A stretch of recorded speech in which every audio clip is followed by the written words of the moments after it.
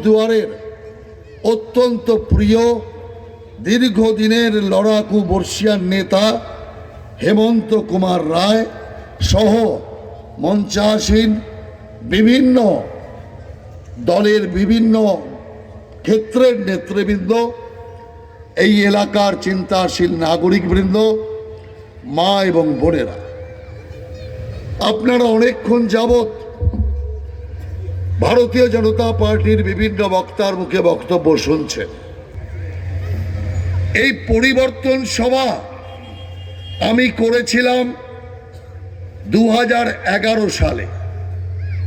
11 সালে পরিবর্তন সভা করতে এসেছিলাম কুচবিহার, আলিপুরদুয়ার, গোটা বাংলায়। আর এখন 26 সালে এলাম পরিবর্তন সংকল্প সভা করতে। দুটোর মধ্যে তফাৎ কি?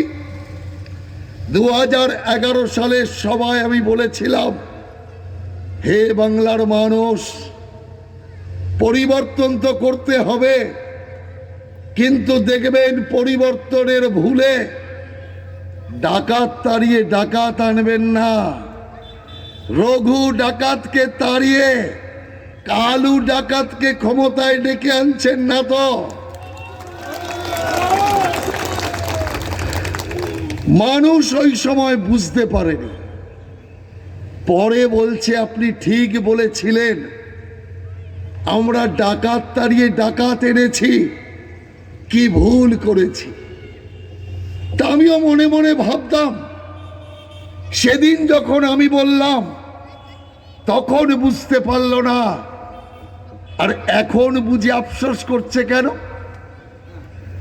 আমারই এক বড় দাদা আমাকে বলল, ভুল তোমার নয়, ভুল মানুষের নয়, শুধুমাত্র এই বিভ্রাট হয়েছে লিঙ্গ বিভ্রাটে। তুমি বলেছিলে রঘু ডাকাতকে তাড়িয়ে কালু ডাকাতকে আনবেন না। লোকেরা তো রঘু ডাকাতকে চিনতে পেরেছে। লোকেরা ভাবছে কালু ডাকাতটাকে, কালু ডাকাত বলে কার কথা বলল? লোক রঘু ডাকাতকে চিনলেও কালু ডাকাতকে চিনতে পারেনি।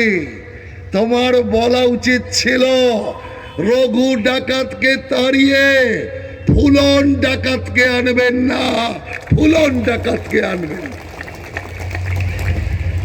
তৃণমূলের লোকদের দেখলেই রাস্তার লোকেরা, জনসাধারণ পাবলিক চোর চোর বলতো। বালি চোর, কয়লা চোর, পাথর চোর, চাকরি চোর, বালি 100 দিনের টাকা চোর, আবাস যোজনা চোর, শুধু চোর আর চোর। এখন গ্রেড বেড়ে গেছে, এখন আর চোর নেই, এখন ডাকাতির খাতায় নাম লিখিয়েছে। ওই যে আমি বলেছিলাম ডাকাত তাড়িয়ে ডাকাত আনবেন না, তো মমতা ব্যানার্জি ভাবলো আরে আমাদের এত বড় ডাকাতের পদবি দিয়েছে আর আমরা কিনা চোর হয়ে রইলাম, তাই এবার মান রাখতে হবে, ডাকাত বলে নিজেদের প্রমাণ করতে হবে। তাই চলে গেলে নিডির তদন্তে। এতদিন করছিলেন চুরি, এবার করলেন ডাকাতি। তাই এখন লোকেরা বলতে শুরু করেছে, পিসি ডাকাত, ভাইপো ডাকাত, তৃণমূলের সব ডাকাত। সেই কারণে আমি আপনাদের এখানে দাঁড়িয়ে পরিষ্কার কথা দিয়ে যাচ্ছি, আজকের দিন ডায়েরির পাতায় লিখে রাখুন, এই যে তৃণমূলের নেতারা আপনার এলাকাতে হোক আর কলকাতাতে হোক, যারা মানুষের টাকা চুরি করে ওই টাকায় গাড়ি কিনেছে, বাড়ি বানিয়েছে, এখানে দাঁড়িয়ে প্রতিজ্ঞা করে যাচ্ছে ওই নেতার চুরি করা বাড়ির তলায় দাঁড়িয়ে ওই বাড়ি গাড়ি যদি নিলাম না করায় তোমরা বিজেপি নয়। কেন্দ্রীয় সরকার টাকা পাঠাচ্ছে, মোদিজি টাকা পাঠাচ্ছে, আর গোটাটাই ওরা খেয়ে নিচ্ছে।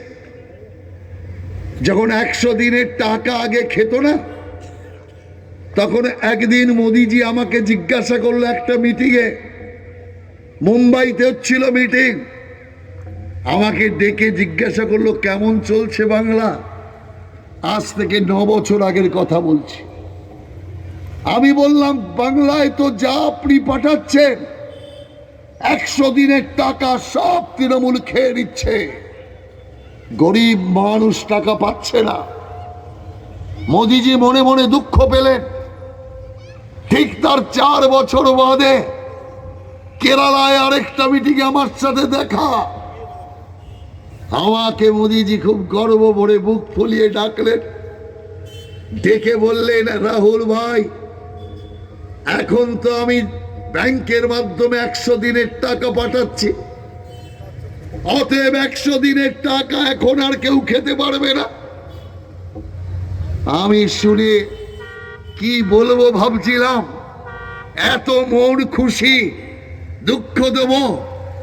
শেষে ভাবলাম না, সত্য কথাই বলি। আমি বললাম, মোদিজি আপনি একটা কাজ করুন, পশ্চিম বাংলার যে গ্রামীণ ব্যাংক আছে, ওই ব্যাংকের যে ক্যাশ কাউন্টার আছে, টাকা তোলার কাউন্টার, সেই কাউন্টারের সামনে যে সিসিটিভি আছে, তার কয়েকটা ফুটেজ জানিয়ে নিন। কি দেখবেন সিসিটিভিতে? 100 দিনের কাজ করা লোক টাকা তোলার জন্য ব্যাংকের কাউন্টারে দাঁড়িয়েছে, আর পাশে একটা ভিখিরি হাত পেতে দাঁড়িয়ে আছে। কখন টাকা উঠবে, ভিখিরি ওই টাকার ভাগ নেবে, তারপরে সে যাবে। কোর্ট আদেশ দিয়েছে টাকা দেওয়া, অর্ধেক কথা বলছেন আপনারা। সুপ্রিম কোর্ট যা বলেছে পুরোটা বলুন, হিম্মত থাকলে পুরোটা বলুন। সুপ্রিম কোর্ট বলেছে মানুষের টাকা আটকাবেন না, কেন্দ্রীয় সরকারকে বলেছে আপনারা টাকা দিয়ে দিন, কিন্তু টাকার হিসাব বুঝে নিন। লড়াইটা তো এখানে। প্রথম থেকেই আমরা বলে আসছি, টাকা নাও, হিসাব দাও, হিসাব দাও, টাকা নাও। হিসাব নেই তো টাকাও নেই, হিসাব নেই তো টাকাও নেই। এই কুচবিহার এসেছিলেন মমতা ব্যানার্জি কয়েকদিন আগে। উনি একটা কাগজ তুলে দেখিয়েছিলেন, আপনাদের মনে আছে? কেন্দ্রীয় সরকার চিঠি দিয়েছে, 100 দিনের টাকা পাঠাচ্ছে, আর এখানে হিসাব চেয়েছে। হিসাব যদি নাই দিবি, টাকাও পাবি না। এ পরিষ্কার বক্তব্য। কারণ এই টাকা কেন্দ্রীয় সরকারের টাকা নয়। কেন্দ্রীয় সরকার যে টাকা দিচ্ছে, ওই টাকা আমাদের টাকা, জনগণের টাকা, মানুষের টাকা। কেন্দ্রীয় সরকার শুধু সেই টাকা দেখভাল করার দায়িত্বে আছে, অতএব তার দায়িত্ব সে পালন করতে হয়। টাকা দিয়ে চোর তৃণমূল পুষতে পারে, বিজেপির টাকা দিয়ে চোর পুষবে না। কেন্দ্রের এক মন্ত্রীর সাথে আমার কথা হচ্ছিল। আমি বললাম, কি বলবো, কিচ্ছু ছাড়ছে তৃণমূল কংগ্রেস। ইট কাঠ, বালি, পাথর, গাছপালা সব খেতে খেতে এখন শৌচালয় পর্যন্ত খেয়ে ফেলছে। সেই নেতা বলল, না ছি ছি রাহুল ভাই, এতটা মনে হয় হবে না, একটু বাড়িয়ে বলছে। আমি বললাম, কি বলবো আপনাকে, নদিয়াতে এক কার্যকর্তার বাড়ি গিয়েছি, চা খেতে উঠোনে বসেছি। সেই কার্যকর্তা বুক ফুলিয়ে আমাকে বলছে, রাহুল দা, এই যে আমার শৌচালয়টা দেখছেন, প্রধানমন্ত্রী শৌচালয় যোজনার আমার শৌচালয়। আনন্দ করে বলছে তার কাঁচা পায়খানা পাকা হয়েছে। আমি বললাম, সবই তো ঠিক আছে, কিন্তু দরজার বদলে বস্তা ঝুলছে কেন? দরজা কোথায় গেল? বলছে তৃণমূলের লোকেরা খাইয়া গেছে, তৃণমূলের লোকেরা খেয়ে ফেলেছে। আপনি ভাবতে পারেন, পায়খানার দরজাটাও খেয়ে নিয়েছে কাটমানিতে। আমি তৃণমূলের এক বড় নেতা, মন্ত্রী আছে, নাম বললে এখনই পার্টি থেকে তাড়িয়ে দেবে, তাই নাম বলতে পারবো না। এয়ারপোর্টে কথা হচ্ছে, আমি তাকে বললাম, দাদা খাচ্ছেন একটু রয়ে শয়ে খান, হাঙরের মতো খাচ্ছেন, যা পাচ্ছেন তাই খাচ্ছেন, কোনো কিছু বাদ বিচার রাখছেন না, এত উল্টো পাল্টা খেলে তো পেটের ব্যামো হবে। তৃণমূলের সেই নেতা বলল, রাহুল ভাই দিনকাল ভালো নয়, দিদির গভীর অবস্থা ভালো নয়, কখন গণেশ উল্টে যায়, তাই যা পাচ্ছ তাই খাও, সুযোগ যেটুকু আছে তাই খেয়ে নাও, খা খা শেষ খাওয়া খেয়ে নে। তাই আমি আপনাদের পরিষ্কার করে বলতে চাই, যারা গুরু পদ বিক্রি করে নিজের বাড়ির চাকরকে মাস্টার বানিয়েছে, যে লোক 12 ক্লাস ফেল করাকে গ্রাজুয়েট দেখিয়ে তার কাছে চাকরি বিক্রি করে মাস্টার বানিয়েছে, এই মাস্টারদের হাতে আপনার ছেলেমেয়ে লেখাপড়া করলে কি অবস্থা হবে বাংলার ভবিষ্যৎ? একদিন এই বাংলা ছিল শিক্ষায় 1 নম্বর, সংস্কৃতিতে ছিল 1 নম্বর, পরিকাঠামোতে 1 নম্বর, শিল্পে ছিলাম 2 নম্বর, স্বাস্থ্যে ছিলাম 1 নম্বর। আর আজকে সেই বাংলা শিক্ষায় কোনো নম্বরই নেই। শিল্প বাংলা থেকে বিরাট, টাকা যাওয়ার সাথে সাথে যেটুকু বাকি ছিল চলে গিয়েছে। এখন পশ্চিম বাংলা বেকারিতে ভারত চ্যাম্পিয়ন। এই যে মা বোনেরা বসে আছে, মা বোনেরা অনেক সাত করে মমতাকে ডেকে এনেছিলেন, আমরা মহিলা, মমতা মহিলা, অতএব মহিলা হয়ে মহিলার সম্মান রক্ষা করবে। কিন্তু আজকে রেজাল্ট কি দাঁড়ালো? মহিলা নির্যাতনে, মহিলা ধর্ষণে পশ্চিম বাংলা ভারত চ্যাম্পিয়ন। এর চেয়ে বড় লজ্জার কি হতে পারে? যতগুলো ধর্ষণের ঘটনা ঘটেছে, উনি ধর্ষণকারীর পক্ষ নিয়েছে, মহিলার বিরুদ্ধে গিয়েছে। ওই মহিলার চরিত্র খারাপ, ওই মহিলা প্রেম করেছিল, প্রেম করলেই ধর্ষণ করতে হবে, আর কিছু করেনি এমন মিথ্যে কথা আমি বলবো না। মহিলাদের ধর্ষণের জন্য মমতা ব্যানার্জি কিছু করেননি এমন মিথ্যা কথা আমি বলবো না। উনি প্রকাশ্যে বলেছেন বাংলার মা বোনকে, হে বাংলার মা বোনেরা, চিন্তা করবেন না, আপনি যদি ধর্ষিতা হন, আমি মমতা ব্যানার্জি বলছি, আমার সরকার আপনার পাশে থাকবে।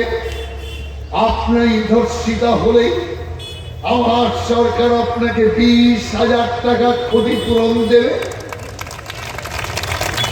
কয়েক সেকেন্ড বাদেই বলছে 10,000 টাকা। আমরা বললাম, আরে বস, এই মাত্র 20,000 টাকা বললো, আর সেকেন্ডেই কথা পাল্টে বলছে 10,000 টাকা। তৃণমূলের ভাইয়েরা বলছে, না না দিদি ভাই কথাও পাল্টায়নি, মুখ ফসকেও বলে ফেলেনি। আমরা বললাম, তার মানে কি দাঁড়ালো? ওরা বলল 20ও আছে, 10ও আছে। আমরা বললাম, দুরকম ব্যবস্থা কেন? ওরা বলল, ফুল হলে 20, হাফ হলে 10। রেলগাড়িতে শুনেছি ফার্স্ট ক্লাস, সেকেন্ড ক্লাসের ব্যবস্থা। এখন মমতা ব্যানার্জি ধর্ষণেও ফার্স্ট ক্লাস, সেকেন্ড ক্লাস করে দিয়েছে। একজন মহিলাকে কি করে আমরা বোঝাবো? একজন মা বোনের সর্বোচ্চ সম্মানের মূল্য 10,000, 20,000 টাকা, কোটি কোটি টাকা ভরপাই দিলেও একজন মা বোনের হারানো সম্মান টাকাতে ফেরত আসে না, টাকাতে ফেরত আসে।